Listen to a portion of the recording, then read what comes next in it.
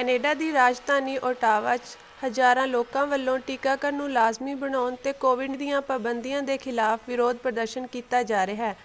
ਇਸ ਪ੍ਰਦਰਸ਼ਨ ਦੀ ਸ਼ੁਰੂਆਤ ਕੈਨੇਡਾ ਦੇ ਟਰੱਕ ਡਰਾਈਵਰਾਂ ਵੱਲੋਂ ਕੀਤੀ ਗਈ ਸੀ, ਜਿਸ ਵਿੱਚ ਹੁਣ ਹੋਰ ਵਰਗਾਂ ਦੇ ਲੋਕ ਵੀ ਸ਼ਾਮਿਲ ਹੋ ਰਹੇ ਹਨ।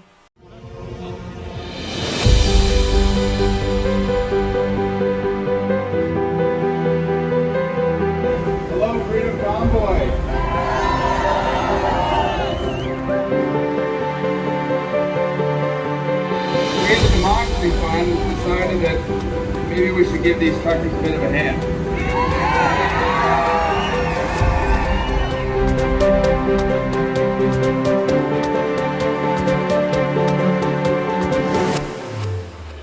ਪ੍ਰਦਰਸ਼ਨਕਾਰੀਆਂ ਨੇ ਕੈਨੇਡਾ ਦੇ ਪ੍ਰਧਾਨ ਮੰਤਰੀ ਜਸਟਿਨ ਟਰੂਡੋ ਨੂੰ ਨਿਸ਼ਾਨਾ ਬਣਾਉਂਦੇ ਹੋਏ ਉਹਨਾਂ ਦੀ ਤਿੱਖੀ ਆਲੋਚਨਾ ਕੀਤੀ।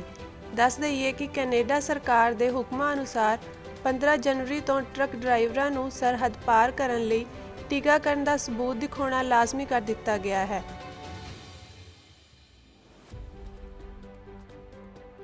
ਬਿਨਾਂ ਟੀਕਾਕਰਨ ਦੇ US ਤੋਂ ਵਾਪਸੀ ਕਰਨ ਵਾਲੇ ਟਰੱਕ ਡਰਾਈਵਰਾਂ ਨੂੰ ਆਈਸੋਲੇਟ ਹੋਣਾ ਪਵੇਗਾ ਤੇ ਕੋਵਿਡ ਦਾ ਟੈਸਟ ਵੀ ਕਰਾਉਣਾ ਹੋਵੇਗਾ। 22 ਜਨਵਰੀ ਤੋਂ ਇਹੀ ਹੁਕਮ US ਵਿੱਚ ਵੀ ਲਾਗੂ ਕਰ ਦਿੱਤਾ ਗਿਆ।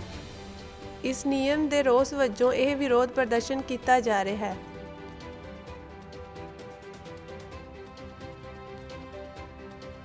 ਇਸ ਰੋਸ ਪ੍ਰਦਰਸ਼ਨ ਕਾਰਨ ਦੋ ਦੇਸ਼ਾਂ ਦੀ ਸਪਲਾਈ ਚੇਨ ਪ੍ਰਭਾਵਿਤ ਹੋ ਰਹੀ ਹੈ ਤੇ ਵਸਤੂਆਂ ਦੀ ਕੀਮਤ ਵਿੱਚ ਵਾਧਾ ਹੋਇਆ ਹੈ। CBC ਦੀ ਰਿਪੋਰਟ ਅਨੁਸਾਰ ਟਰੂਡੋ ਦੀ ਸੁਰੱਖਿਆ ਨੂੰ ਧਿਆਨ ਵਿੱਚ ਰੱਖਦੇ ਹੋਏ ਉਹਨਾਂ ਨੂੰ ਕਿਸੇ ਅਣਦੱਸੀ ਥਾਂ ਤੇ ਲਿਜਾਇਆ ਗਿਆ ਹੈ।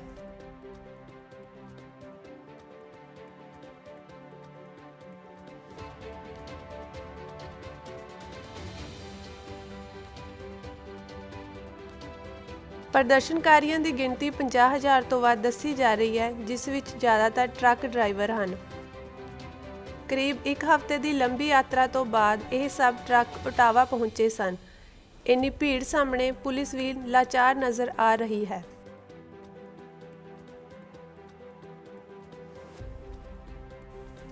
ਹਜ਼ਾਰਾਂ ਦੀ ਗਿਣਤੀ ਵਿੱਚ ਟਰੱਕ ਡਰਾਈਵਰ ਅਲਬਰਟਾ ਵਿੱਚ ਜਮ੍ਹਾਂ ਹੋ ਰਹੇ ਹਨ ਅਤੇ ਕੈਨੇਡਾ US ਦੇ ਲਾਂਘੇ ਨੂੰ ਜਾਮ ਕਰ ਰਹੇ ਹਨ।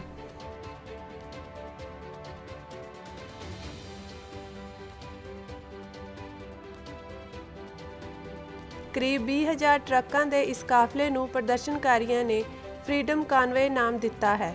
ਦੱਸਿਆ ਜਾ ਰਿਹਾ ਹੈ ਕਿ ਇਹ ਇੱਕ ਜਗ੍ਹਾ ਤੇ ਟਰੱਕਾਂ ਦਾ ਦੁਨੀਆ ਦਾ ਸਭ ਤੋਂ ਵੱਡਾ ਇਕੱਠ ਹੈ।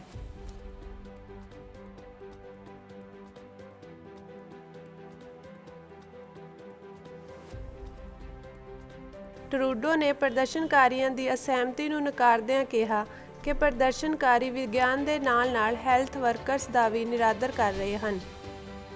Unfortunately, we see Conservatives continuing to both call an end to the protests from in here and support them out there. They need to be more responsible leaders to get through this and to play less politics. ਪ੍ਰਦਰਸ਼ਨਕਾਰੀਆਂ ਦੇ ਆਗੂਆਂ ਨੇ ਸਾਰੀਆਂ Covid ਪਾਬੰਦੀਆਂ ਅਤੇ ਟੀਕਾਕਰਨ ਲਾਜ਼ਮੀ ਕਰਨ ਵਾਲੇ ਫੈਸਲੇ ਨੂੰ ਵਾਪਸ ਲੈਣ ਅਤੇ ਪ੍ਰਧਾਨ ਮੰਤਰੀ ਟਰੂਡੋ ਦੇ ਅਸਤੀਫੇ ਦੀ ਮੰਗ ਕੀਤੀ ਹੈ।